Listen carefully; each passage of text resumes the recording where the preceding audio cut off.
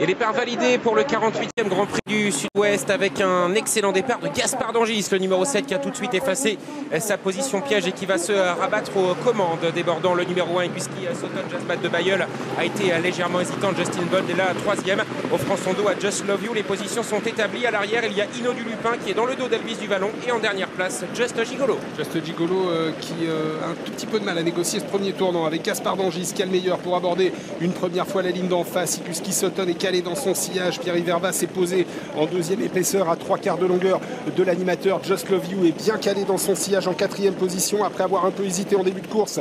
Jasmine de Bayeul est cinquième devant Elvis du Vallon, Ino du Lupin et le numéro 6 Just Gigolo. Première partie de parcours parfaite pour Gaspard d'Angis qui a réussi finalement sans trop forcer à prendre les commandes du petit peloton. À sa hanche trotte le numéro 3 Justin Bolt avec Pierre-Yves Verva en troisième position. Eguski Sutton. Just Love You a le loisir de pouvoir se décaler, mais pour le moment le dos est bon et donc cette formidable jument se retrouve dans le sillage des premiers. Il y a un peu plus loin et sur une troisième ligne Jasmine de Bayeul, à son extérieur Elvis du Vallon devant Ino du Lupin et Just Gigolo. Il n'y a pas eu de variation en termes de position. Il faut dire que l'allure est régulière sous l'impulsion de Gaspard d'Angis. Dans son dos, Eguski Sutton à son extérieur, Justin Bolt suivi de lui en deuxième épaisseur par Just Love You. Un peu plus loin à la corde, il y a Jasmine de Bayeul. On attend avec Elvis du Vallon, avec Ino du Lupin et en dernière position Just Gigolo. Justin Bolt qui commence à mettre de la pression face au numéro 7 Gaspard d'Angis qui a l'avantage d'être tête et corde. Eguski Sutton est facile dans leur dos, tout comme Just Love You devant Elvis du Vallon, Jasmine de Bayeul, Ino du Lupin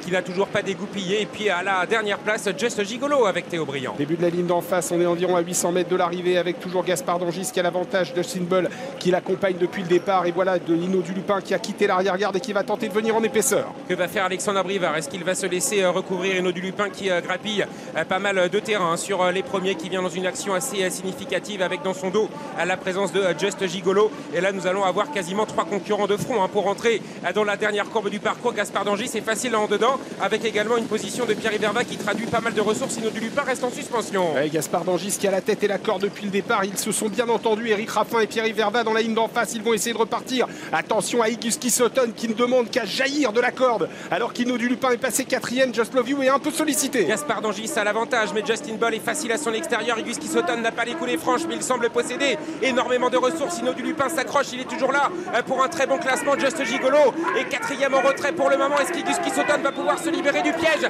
Il accélère. Eguski Sutton à l'extérieur de Justin Bolt. Pierre Verva face à Mathieu Abrivard. Eguski Sutton tout à la fin va remporter ce grand